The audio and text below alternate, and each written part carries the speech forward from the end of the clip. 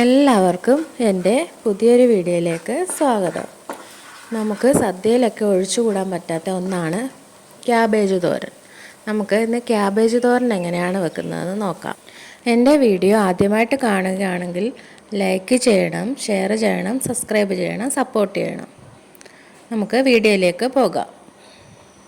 ഇതിനായിട്ട് ഞാൻ ഒരു ചെറിയ ക്യാബേജിൻ്റെ പകുതി ക്യാബേജ് എടുത്തിട്ടുണ്ട്.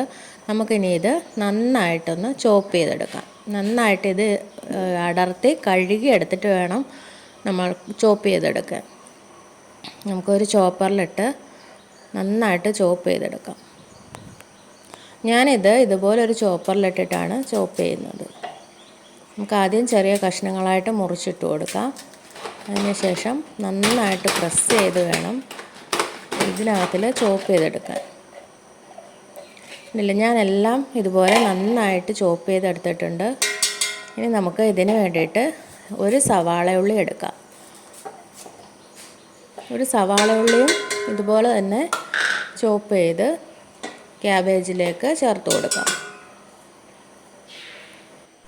എല്ലാവർക്കും ഇതൊക്കെ വെക്കാൻ അറിയാമായിരിക്കും, പക്ഷേ ഞാൻ എൻ്റെ രീതിയിൽ എങ്ങനെയാണ് വെക്കുന്നതെന്ന് കാണിച്ചു തരാം.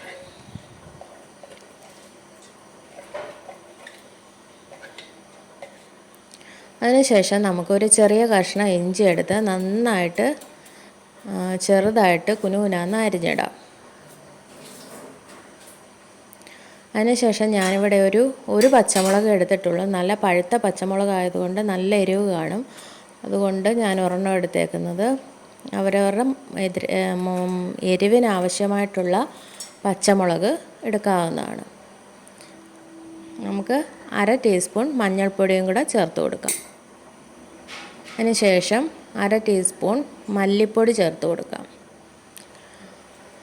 ആവശ്യത്തിനുള്ള ഉപ്പും കൂടെ നമുക്ക് ഇതിലേക്ക് ചേർത്ത് കൊടുക്കാം. അതിനുശേഷം നമുക്ക് കൈകൊണ്ട് നന്നായിട്ടൊന്ന് മിക്സ് ചെയ്ത് കൊടുക്കാം. നന്നായിട്ട് ഒരു 10 മിനിറ്റ് കൈകൊണ്ട് നമ്മൾ മിക്സ് ചെയ്യുമ്പോഴത്തേക്ക് ഇത് എല്ലാത്തിലും ഒന്ന് പിടിക്കും.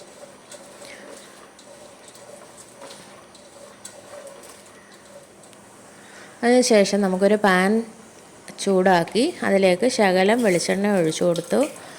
ഞാൻ ശകലം കടുക് ഇട്ട് കൊടുത്തു, വറ്റൽമുളക് ഇട്ട് കൊടുത്തു. വറ്റൽമുളക് ഞാനിവിടെ പൊടിച്ച് വെച്ചത് ഇട്ട് കൊടുത്തു, മുറിച്ചാണെങ്കിലും ഇട്ട് കൊടുത്താൽ മതി. അതിനുശേഷം കറിവേപ്പില ഇട്ട് കൊടുക്കുന്നുണ്ട്. അതിനുശേഷം നമുക്ക് ഈ നന്നായിട്ട് മിക്സ് ചെയ്ത് വെച്ചിരിക്കുന്ന ക്യാബേജ് അരിഞ്ഞത് അങ്ങോട്ട് ഇട്ട് കൊടുക്കാം. വെള്ളമൊന്നും ചേർക്കേണ്ട ആവശ്യമില്ല, എന്നാലും ഞാൻ ആ പാത്രത്തിലൊന്ന് ഒരു ശകലം വെള്ളം എടുത്ത് ഒഴിച്ചു കൊടുക്കുന്നുണ്ട്. അതിനുശേഷം നമുക്ക് നന്നായിട്ട് അടച്ചു വെച്ച് വേവിച്ചെടുക്കാം. ഒരു 10 മിനിറ്റ് വേവിച്ചാൽ മതി. അപ്പോഴത്തേക്ക് നന്നായിട്ട് ഇത് വെന്ത് കഴിയും. നമുക്ക് നന്നായിട്ട് തുറന്ന് വെച്ച് തന്നെ ഒന്ന് ഇളക്കി ഒന്ന് ഡ്രൈ ആക്കി എടുക്കാം. തോരനല്ലേ, അപ്പോൾ പിന്നെ നല്ല ഡ്രൈ ആക്കി തന്നെ എടുക്കണം.